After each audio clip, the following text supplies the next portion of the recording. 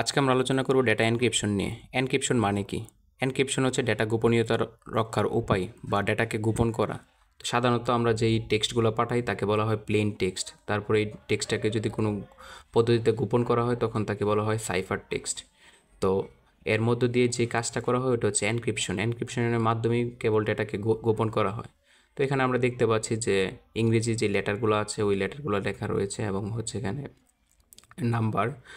আর আমরা data encryption করার জন্য আজকে যে প্রযুক্তিটা ব্যবহার করব তা হচ্ছে ডেটা এনক্রিপশন স্ট্যান্ডার্ড বা ডিইএস। তো এখানে আমরা দেখতে পাচ্ছি প্রকৃত একটি ডেটা লেখা আছে, তা হচ্ছে কম্পিউটার 123। তো এখানে আমরা এটাকে ডেটা এনক্রিপশন স্ট্যান্ডার্ড ব্যবহার করলে আমরা এখানে ধরে নিচ্ছি যে আমাদের কি 1 বিবেচনা করে নিতে পারি, অর্থাৎ আমরা এই ডেটাকে এক ঘর করে পিছাবো। তাহলে সি এর পরে কি আসতেছে? সি এর পরে হচ্ছে ডি, তাইলে এখানে আমরা সি এর বদলে লিখতে পারি কি যে ডি। তারপর আছে ও, তাহলে এখানে আমাদের ও এর পরে লিখতে হবে কি পি। তারপর এখানে এম, এম এর পরে আমরা কি লিখব এন। তারপর এখানে আছে পি, পি এর পরের ঘর কি আসবে কিউ। তারপর এখানে ইউ, ইউর বদলে আমরা লিখবো এখানে বি।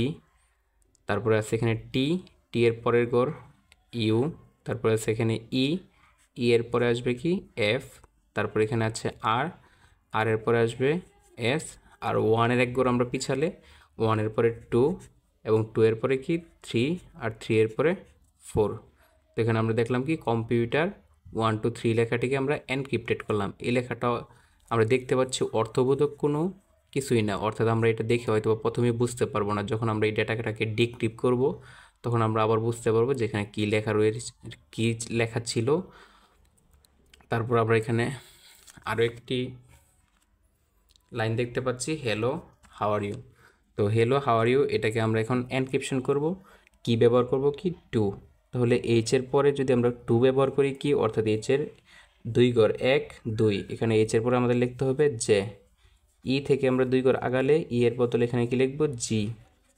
তারপর এখানে আছে এল, এল এর পরে আমরা লিখতে হবে এখানে এম এন।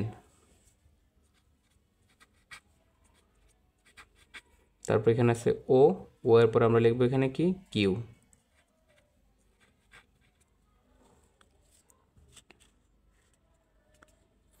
তারপর এখানে আছে এইচ, এইচ এর বদলে আমরা লিখবো জে। দেন আছে এখানে ও, ও এর বদলে লিখবো কি কিউ। তারপর এখানে ডাব্লিউ, ডাব্লিউর দুই ঘর আগালে আমরা এখানে লিখবো ওয়াই, এর জন্য সি, আর এর জন্য টি, ই এর জন্য জি। দেন এখানে ওয়াই, ওয়াইয়ের দুই ঘর, অর্থাৎ এখানে ওয়াইয়ের পরে জেড আর জেডের পরে কি রয়েছে এ। তাহলে এখানে আসবে এ। তারপরে এ, এর জন্য আসবে কি এখানে সরি ও, ওর বদলে আসবে কিউ।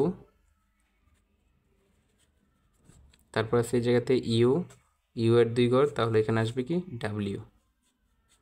তো আশা করি আমরা এখানে নর্মাল যে এনক্রিপশন সিস্টেমটি নিয়ে আলোচনা করছি তা সবাই বুঝতে পেরেছো।